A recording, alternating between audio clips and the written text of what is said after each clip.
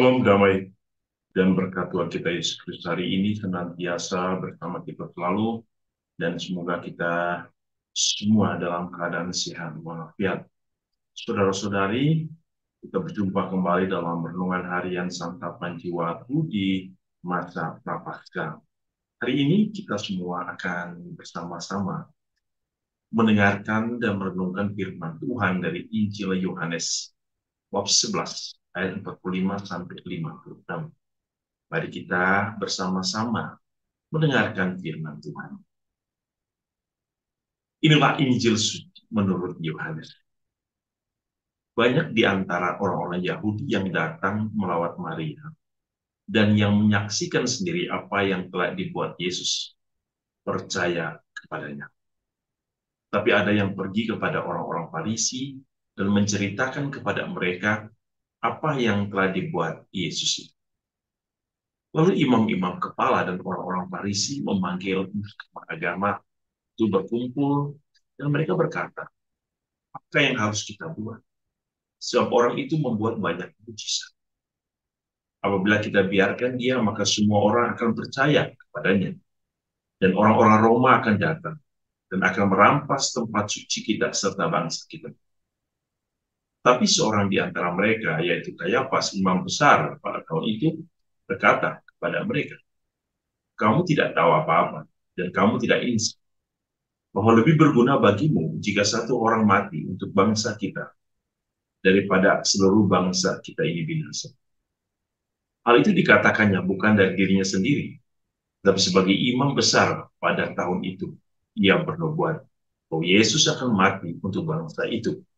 Dan bukan untuk bangsa itu saja, tapi juga untuk mengumpulkan dan mempersatukan anak-anak Allah yang tercerai-berai.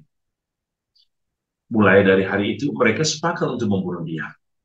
Karena itu Yesus tidak tampil lagi di muka umum di antara orang-orang Yahudi. Ia berangkat dari situ ke daerah dekat padang gurun, ke sebuah kota yang bernama Efraim. Dan di situ ia tinggal bersama-sama murid-muridnya. Pada waktu itu, Hari Raya Paskah orang Yahudi sudah dekat. Dan banyak orang dari negeri itu berangkat ke Yerusalem untuk menyucikan diri sebelum Paskah itu. Mereka mencari Yesus dan sambil berdiri dalam bait Allah, mereka berkata kepada yang lain, bagaimana pendapat? Akan datang juga kah ia ke pesta? Demikianlah sabda Tuhan. Pujilah Kristus. Ada beberapa kisah yang kita dengar hari ini yang bisa kita lihat, yang bisa kita renungkan. Pertama, ketika Yesus pergi ke rumah Maria dan Marta, ia membangkitkan, ia memberikan kehidupan baru bagi Lazarus. Dan ini membuat banyak orang tercengang, tapi bersuka cita, dan membuat banyak orang menjadi percaya bahwa Yesus adalah Sang Mesias, Yesus adalah Putra Allah yang datang, Yesus adalah Raja yang dinanti-nanti. Yang menjadi sebuah percakapan, sebuah hal yang bukan saja membawa sukacita bagi orang yang percaya, tetapi juga menjadi ketakutan bagi orang-orang Farisi, ahli-ahli Taurat, bagi para imam-imam kepala saat itu. Jadi ketakutan.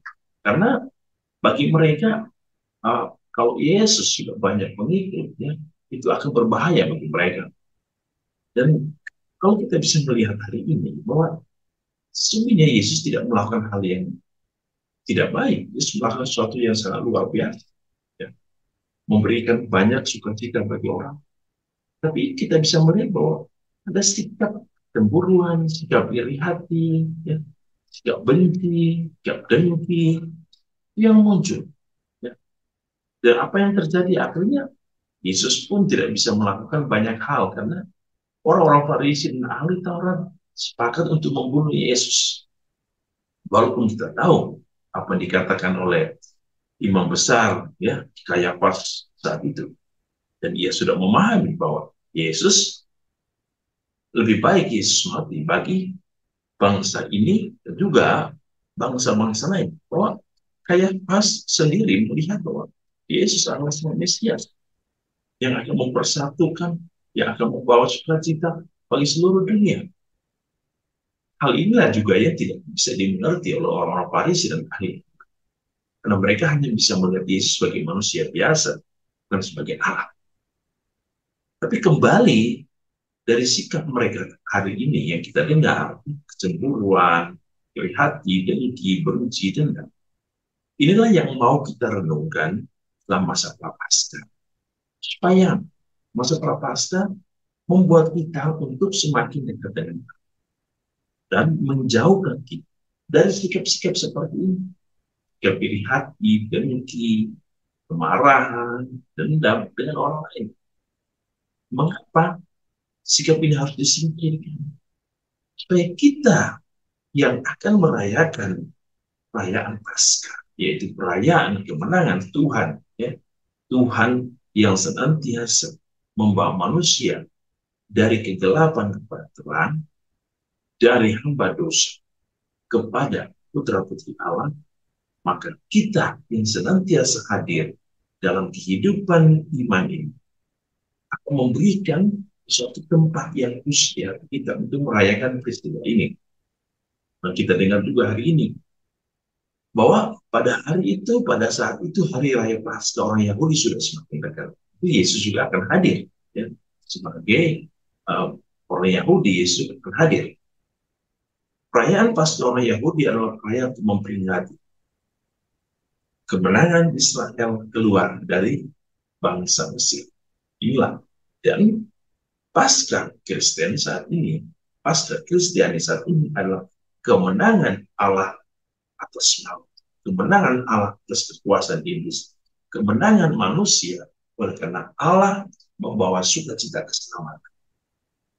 Maka saudara-saudari, mari dalam perayaan ini, dalam persiapan ini, kita semua diingatkan untuk menyingkirkan hal-hal yang buruk dalam pikiran kita, dalam hati kita, dalam jiwa kita, agar kita dapat mampu menerima Tuhan yang akan lewat dalam hidup kita, lewat untuk membinasakan kegelapan dan membawa terang. Tuhan Yesus memberkati kita hari ini dalam seluruh hidup dan hari. Dalam nama Bapa dan Putra dan Roh Kudus. Amin.